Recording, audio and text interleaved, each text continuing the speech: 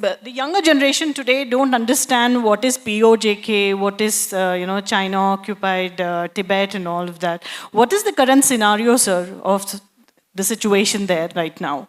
Can we have an Akhand Bharat? But Jammu and Kashmir, like we said, is so strategically positioned, The global players, everybody wanted to play a role there. So what we call the united country, we all know the map of our country, we all know the Kashmir map. But many a times it pains to see us when a truncated part of Kashmir is put in a public display. Many a times the Google also makes a mistake. You see a truncated version. You see, then they use two words called line of control, line of actual control, LOC, LAC. Then there is a word called POK, POK, occupied Kashmir. And the Pakistanis have such a brazen attitude. You go and see the textbooks. They call this as Indian occupied Kashmir, IOK. Then you have the China occupied Kashmir again, which is a part that is at the top part. Because it's such a strategically positioned area. Now we are very clear, even during this parliamentary elections also, different political parties, it was becoming a big issue. When will our country will see a unified whole Kashmir? When will it happen? And we believe, even if you see, madam, the current parliament, the law that is passed for the elections to be conducted in Jammu, Kashmir and Ladakh, we are very clear it has to be unified elections. We can only conduct elections as per the current scenario. But the government of India has clearly marked out the representatives from all parts of Kashmir. Though at this point of time, it could be a Pakistan-occupied Kashmir. At this point of time, it could be a POK. But in the act that we have passed in the parliament, the elected representatives are marked for the whole of Kashmir, which I hope and pray in the near future. Whenever it happens, I look forward to a day the elected representatives come from the whole of Kashmir. Even from what they currently call the POK-occupied Kashmir, POK, which probably they say the last village is Turtuk. Now, the second way of looking at it, madam, I always say economics trumps politics, because economics should be one step ahead of politics. Because India is not a country that takes things lying down now. Because we are a fast-growing country, $5.1 trillion we are hitting now. 2030, we should be hitting $10 trillion. Then possibly you're looking at a country, by the time our kids graduate and their first job by 2030, they will live in this country where we will be the third largest economic power in the world. You will have US above you, you will have China above you, then you are there. So right now we are the fifth largest economic power, because you have Germany and Japan ahead of you at position number 4 and position number 3. So 2030, once you hit 10 trillion, once you become an economic powerhouse, you don't see this kind of geopolitics. Geopolitics will change. Because again, getting into it, you have to understand the global players. China is a global player at this point of time. The Americans are a global player at this point of time. The Russians are a global player at this point of time. Whether you like it or not, these are three preeminent global powers at this point of time. And India is slowly getting into the territory where we have almost reached. Once economically we become strong, we become the third largest economy in the world, then India is also a global player. Nobody is going to stop you. Once you become a global player, again, things will change. Because if you look at the previous American administrations, they always used to appoint somebody called an interlocutor, Indo-Pak. They always used to hyphenate India and Pakistan together. And even United Nations in most of their resolutions, Indo-Pak will be hyphenated, meaning this problem, people are treating as an international problem. That is why United Nations wanted to jump in, wanted to solve this problem. Now, thanks to our firm stand, though Pakistan wants this to be an international problem, we believe it is a problem between two countries which needs to be settled. That is the stand to which all the global powers are coming. America slowly has almost come to that realization, this is not an international problem. And Russia is very clear this is not an international problem. At this point of time, China is believing this is an international problem. So that has to be solved. Again, India rightfully wants to be a permanent member of the Security Council. And rightfully so. And many of the global powers believe India has to sit in UN in a Security Council. So everything has to happen, madam. Once economically you become a giant, you become big, the per capita income of our country rises. There's nothing called poor in our country. And we become a self-sustaining economy. Then all those things will start happening. And the problem is not here. We have parts in Arunachal Pradesh also. And you have parts, what you call the Tibet problem also. I'm very sure economically you start doing very well over the next few years, then economic trumps politics. And more importantly, like somebody said, again the Chief Secretary sir said, I look forward to a day where people with the passion and patriotism for this country, they start serving this country as politicians. That is very important. Caste, creed, religion, this kind of politics will give way to politics of development, to politics of nationalism, politics where you always put your country first. You don't have petty fights over your country. And you be in any political party, that doesn't matter, madam. When you go to the parliament, you cannot compromise on your national security. Every single political party should be in one side. You cannot compromise on army. Every single political party should be on one side. You cannot compromise on internal law and order situation. Every political party should be on one side. So when this happens, then truly the political parties, the members become patriotic. Right now it is not happening. There is a lot of difference among political parties with respect to army. Agniveer, you have just seen what has happened during the Lok Sabha elections. I look forward to a day where political parties stop politicizing on our army. The political parties stop politicizing on the internal law and order situation. The political parties stop fighting over the foreign policy, because this has to be the voice of 142 crore Indians. 142 crore Indians have to speak in one voice. This is my country. This is my policy. I am not going to sacrifice on my army spirit. I am not going to sacrifice on this. This I hope will also start happening. This has to happen. Matured politicians, statesmanship politicians, when they go to parliament and assemblies, they always put the country first. And more importantly, I come from a state, Tamil Nadu. For a long time, the politics of my state was revolving around secession from our country. And the current political party which is ruling Tamil Nadu, late 50s and early part of 1960s, they felt a separate Tamil Nadu is the solution. Till the parliament said, I am going to bring an amendment. Any political party talking about secession in our country, you will lose your political party status. The current political party which is ruling Tamil Nadu, then it chose not to speak about secession. So we have a lot of problem in our politics in our state also. For example, I want the army to be given the highest respect, which certain political parties don't give now. That is a daily fight.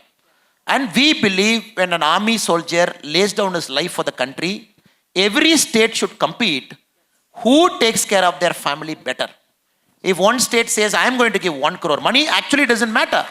The other state should compete, I will give 2 crore and take care of their family. Not only that, one government job. Not only that, taking care of education expense for their family for eternity. Not only that, taking care of their family well. So this politics, when it comes, then the politics of nationalism almost comes in. So that is not happening. I still remember when an army Jawan loses his life and comes back, when the mortal remains comes back, I look forward to a day where people should line up the street. Lakhs and lakhs of people. You be whoever you are. Just the only job on that day is to leave everything, be there for that family, pay our last respects. Lakhs and lakhs. I'm not talking about thousands and thousands. Not hundreds or hundreds. It is army's job to come and then they will do it. No, madam. When all these three things happen, then we got our politics right. Somewhere now I can speak for my state, the politics with respect to nationalism is not right. And we are working, a lot of us are putting our best effort to make sure this becomes right. So everything has to happen together.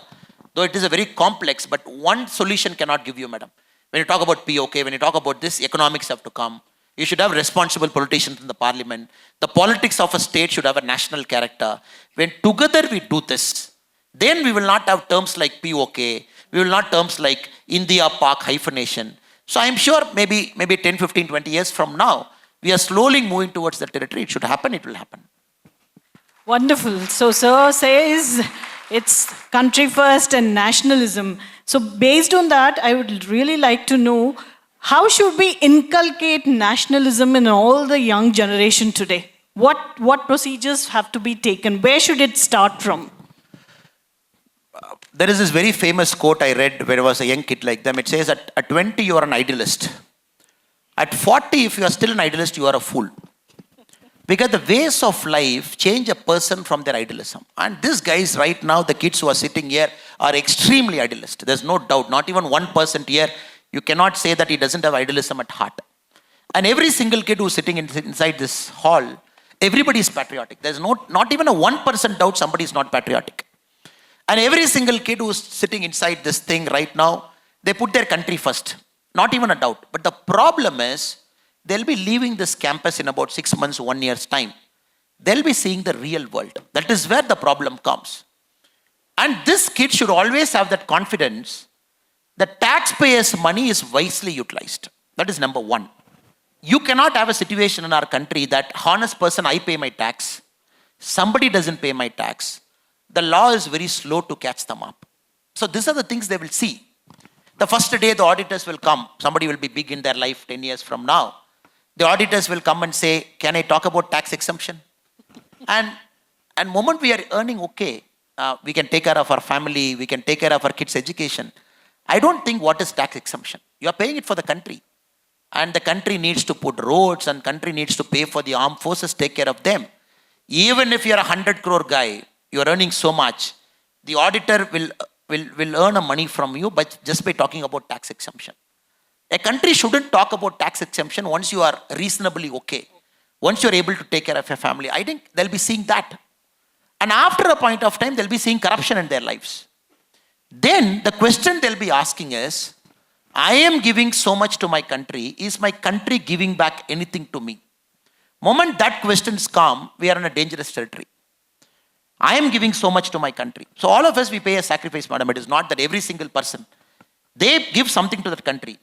At a point of time, inflection point, somehow you think the country is not treating you well. As a citizen, you are not getting the services. As a citizen, you are not getting a police that is ramrod straight. As a citizen, your public transport is not good. As a citizen, when rain comes, you see water on the road. You just have to walk. As a citizen, you feel thousands and thousands of crores stashed away somewhere. That is the time, probably mid-20s or early 30s, when they ask this question to themselves, is my country treating me fairly? And that is the time this kind of moral dilemma comes. I hope and pray the kids who are here will always ask this question.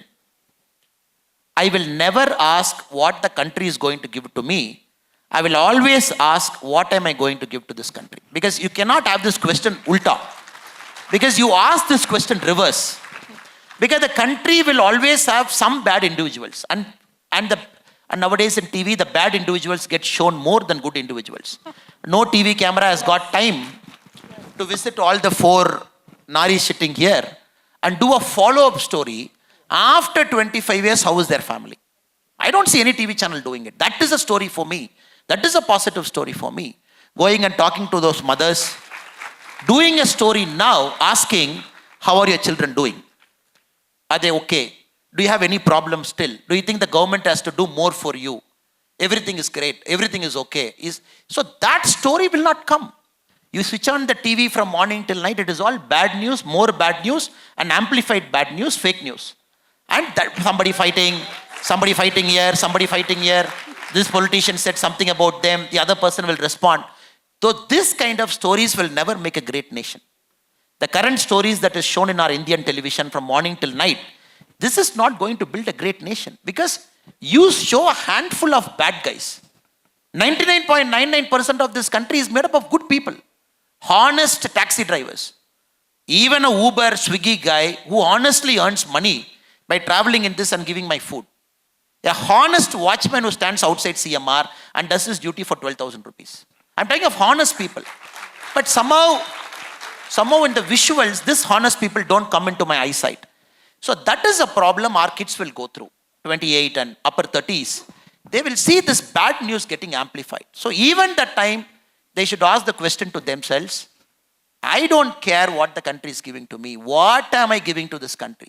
So because this country has made sure it has withstood so many things over 20,000 years. It has seen so much invasions. It has seen our wealth getting plundered. But every time this country has risen up, because there was always a guy who stood up and said, what more can I give to my country? Since somebody said that, every time you bounce back, the next generation is having the fruits of their labor. I hope and pray they continue to be idealistic. If people call them fools for being an idealist, absolutely okay with it, no problem. Let them be fools for being called an idealist. By not paying corruption, if they want to suffer in life, let them suffer. By not paying a bribe money, if the traffic constable is making them to wait for 3 hours, let them wait, because that's how the country changes. And every time you take a shortcut, the traffic guy will always say, you pay 300, immediately I'll leave you. You pay 100, you have to go to the court to pay the challan. How many times people get this question? That is your first test of Satya Sodhanai. That is your first test.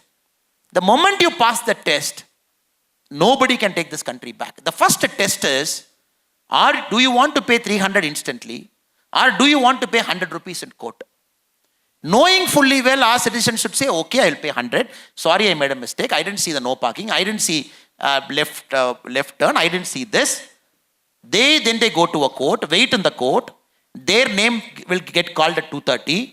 Then the challan goes there. 1 full day gone. Their earning capacity of 1 full day, 1,800 rupees or 2,000, paid holiday, whatever they have taken. If they are willing to go through that sacrifice, the next traffic constable will know, oh, they have become fools in our country. They have become idealists in our country. Nobody wants to pay 300 instantly. Everybody wants to pay 100 in court. This country will change. So I hope and pray in the next 10 years, the kids here will go through multiple things. Will go through thousands of things in their life. And they have to pass through every test, madam. That is important. They have to pass through every test. It starts today. After this lecture, after this event, after seeing the Nari sitting here, if they've taken one resolution to say, I've taken some shortcut from tomorrow morning, I'm not going to do that. One resolution. If the kids are taking one resolution after leaving at 6 o'clock, whenever this is ending, I will not take a shortcut because my country suffers in the long term. Because the shortcuts you take, the repercussion will always have in the long term. If they do it, I then see the the country will be discussion great. already happening among the young generation. Have you taken a resolution today? Yes.